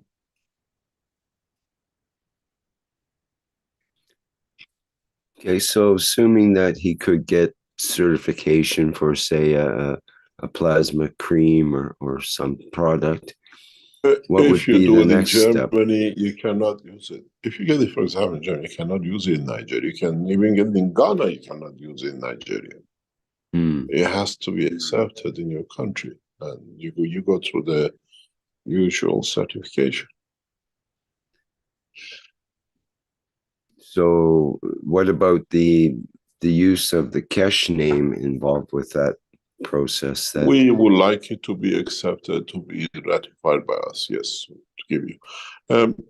We have this now situation coming up in one of the countries we are working, where they wanted us to do things, and I said, no, you're a government. We developed the technology, it's in public, people copy it. You are the government. You enforce if you don't want it to be copied, and all the benefits comes to the government, or you tell people you use it, you pay a percentage to the government. It's becoming a head-on collusion about this with the governments and their income and patents and the rest, and you see the patents are useless. But now they didn't mind using our technology. Now they sit with us, they want to protect because their own benefit is in them. Up to now it was Keshe Foundation used, no problem. Now they are involved with it, they're coming up with a lot of things to me, and I said, yes, I'm listening. We are technology developers, we are not into running businesses.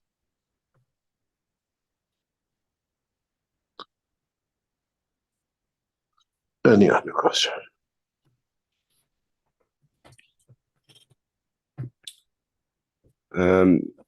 Biafra New Dimension was asking, can CuO2, that's copper oxide GANS water, be taken orally in large quantity without harm? I want to use it to fight infections.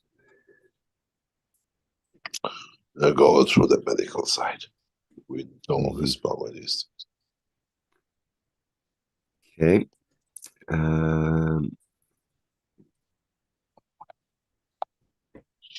First of all the rule is never touch, never drink ganses.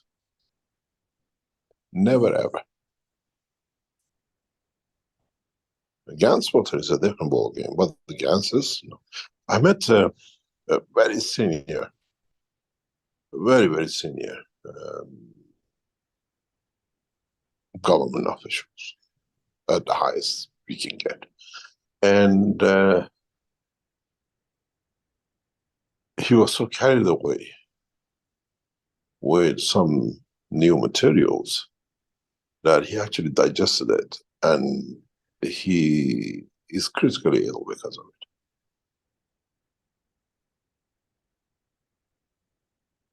You'll never touch high energy things. Well, you got to understand, I explained this before, but you have to understand the comparison. It doesn't mean that it's what it is. You take boiling water and put it in your hand, or hold a cup in it, and let it go. You see, you don't forget about burning. We're not talking about how much heat is absorbed by your hand, how much it stays that heat, and you feel it. It's the same with gases. It's the field strength. It doesn't create a burn, it doesn't, but the energy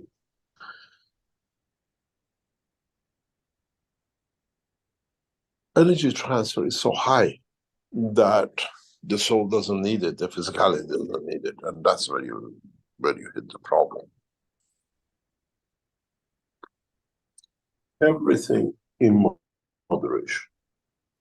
And gases are not to be drunk, gases are not to be put on the skin directly.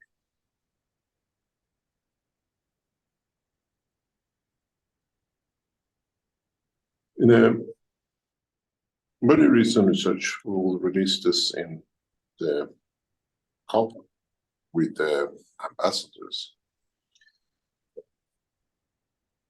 We will show some technologies, some data which has never been seen in public, and it will not come out of the conference. But technology development shows us what the pattern of the use is going to be in the coming time.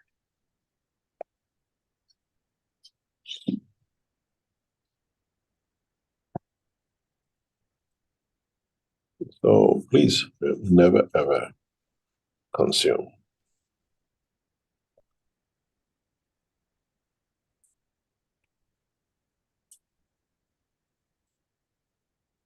Any other question?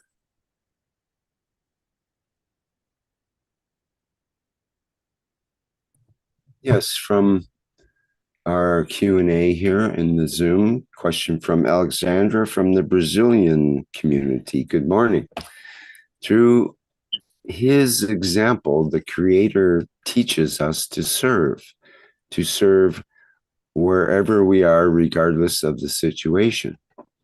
Is serving unconditionally, positioning our souls to serve the common good for the good of all souls, the nourishment for our souls? What? Is the act of serving unconditionally the nourishment for our souls? What do you mean?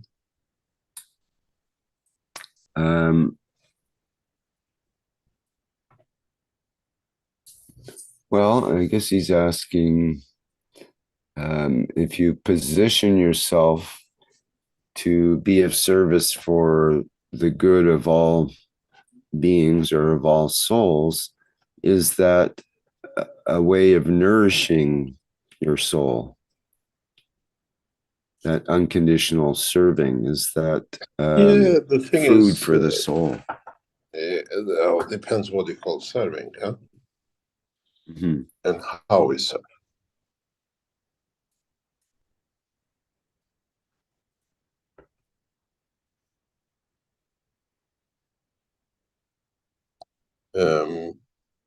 You do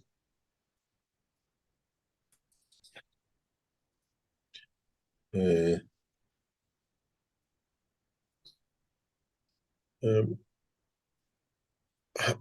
presume sitting in the corner and praying to elevate will not work. The process of elevation comes in tuning, connecting, to be able to give. Two magnets physically in distance from each other are connected, but cannot affect the other one to move. Till you bring them close, till you strengthen the link, by bringing them close together, that they can interact, can influence the other. And this is the same with the man. You have to target the soul. The Universal Council team did this a few times, where they connect with the soul of the world leaders, and we saw the changes. This is how you have to do it. Target practicing directly, in every shape or form. Not giving that, I want to, it's like the guy told you the telling I wanted to move the cup in the classroom. Make it available that if you need it, it's there for you to elevate, that is there to take. The difference between me and you moving a cup is very big. I tell the cup, the soul of the cup, it will elevate my soul, it will give me pleasure if I could see that your soul moves. Then with the cup moves, or then just me pushing it, kicking it, or throwing it to be moved. Or pressurizing with the brain, move, move. And then you see it is. And how it works. I explained this many, many times.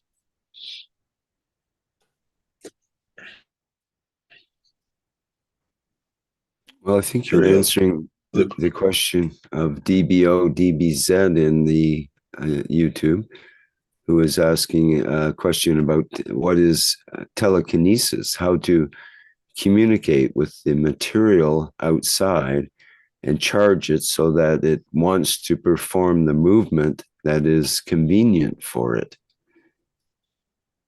What does that mean? I don't understand this. Well, I think it came once before, somehow in different. Telekinesis is being able to move an object, like what you're talking about, basically, using your thoughts or emotions or something by changing the fields or some way other than physically moving it. So how to communicate with the material and charge it. He says charge it maybe means change it. So it wants to perform the movement that is convenient for it. I don't understand how you can answer this. Mm-hmm. Okay, let's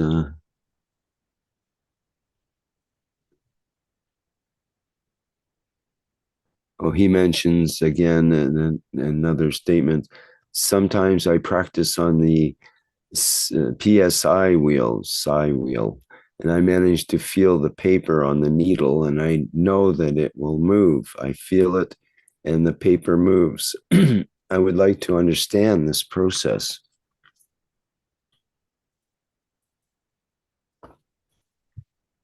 Try to understand how you move, how, when it moves, in which way. Is it emotional, or is it physically you want to push it, or does it move when you use the emotion?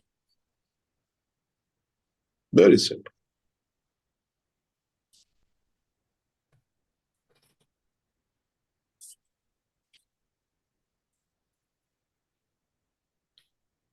Okay. Filippo has a question in YouTube. Hello, Mr. Keshe. How do magnets interact with plasma?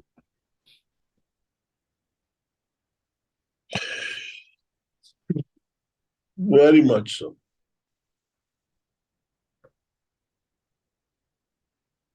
We see it, you see it very, very easy. Because plasma is has a matter state field strength too, that it matches with the magnet.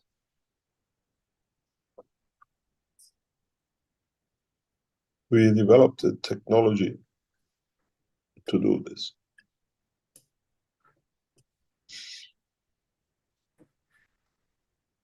We have a technology in the Keshe Foundation which we see the movement of magnets because of the ganses. It's a way to do it, and we use it to assess the strength of the fields.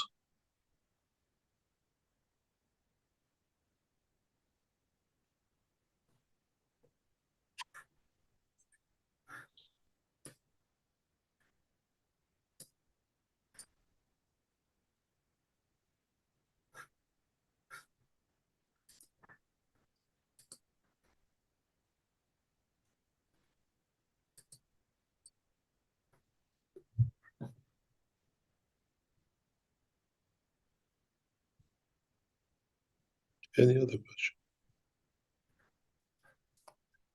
I'm trying to find another question. We don't have any hands up here, and I'm not seeing any further questions. That's good. That's very good.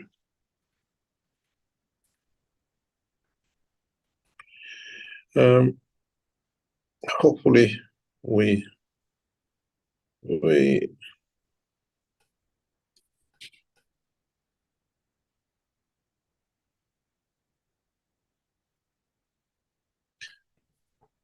we'll try to see what we can do.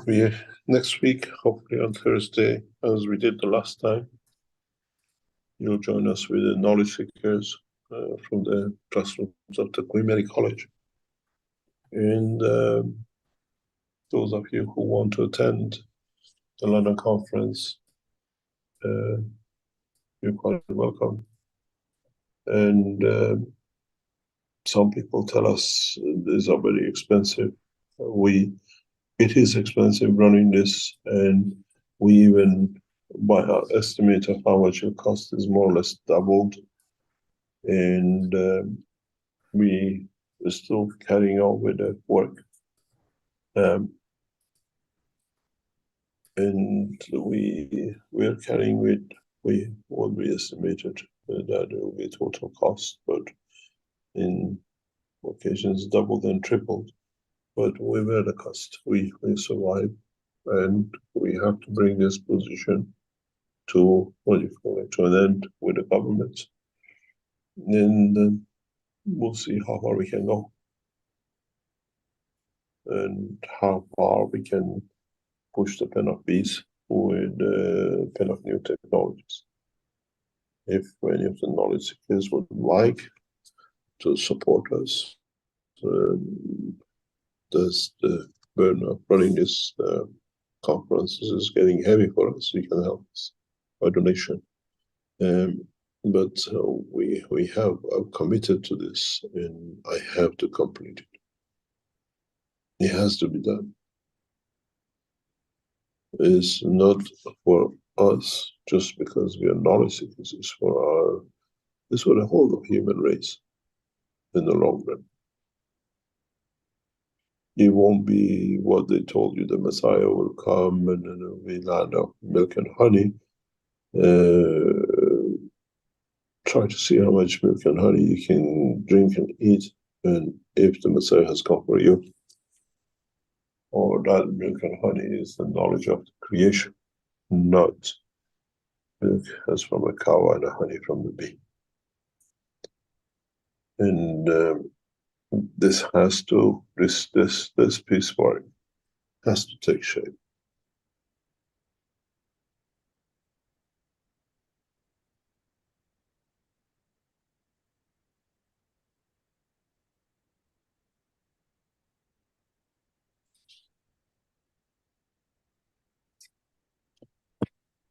It's a commitment to a lifetime of work, and how we use this to elevate the soul of the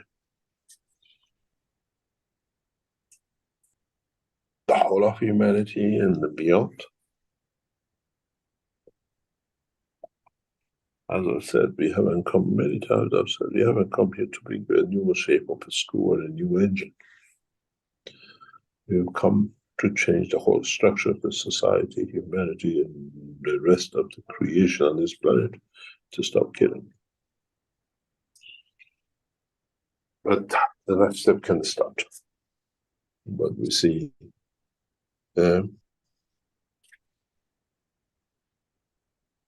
You see, when you bring a wrong child or you bring your first child up the wrong way, and the others learn his misconduct or from his misconduct, we have the problem with Moses. And we still see his friends and followers follow the same path. And that disease has been passed on to the Christians and the other children of the God, Muhammad and the rest. And to change this, become fully prepared. But you have to come to the point that you change, not us. In the teaching of past few months or the past few weeks even, I explained that many Jewish boys and girls are walking away from the religion. And when they don't, there is nothing left. It'll be just the name of it, but more and more of it. More understanding. And it's the same with the others.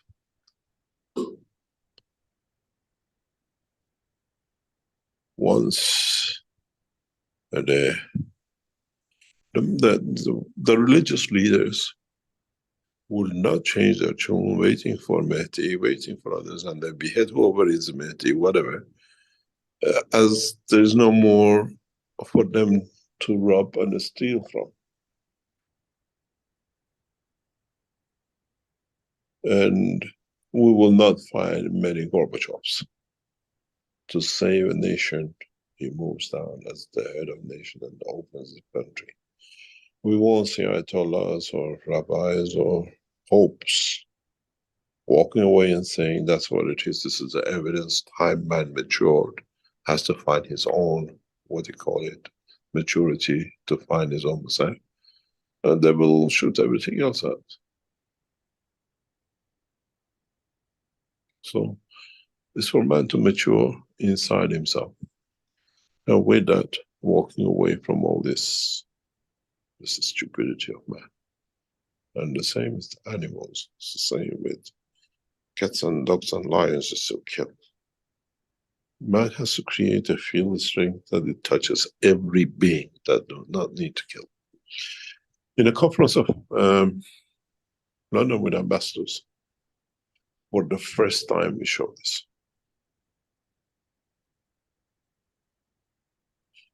For the first time we show how we convert things in video physically. Is not a talk.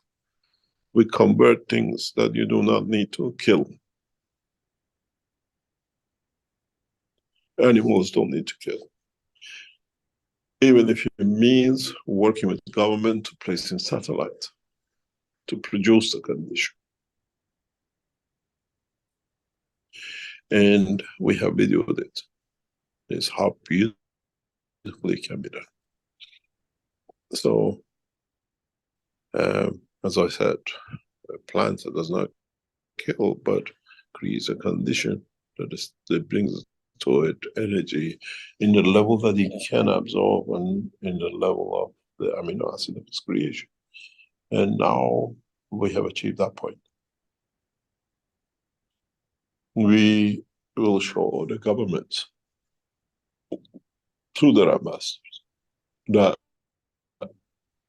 the new era for development of the man to the next step of understanding his own creation has come. And it's for them to. And this is the process which has started, and it'll become extensively extensive in the next few weeks to the conference in London. And we try what we see and what will bring us to that point. No one will be left untouched, and no one will be given a unconditional position that they can come within the knowledge of the creation and don't change because of it.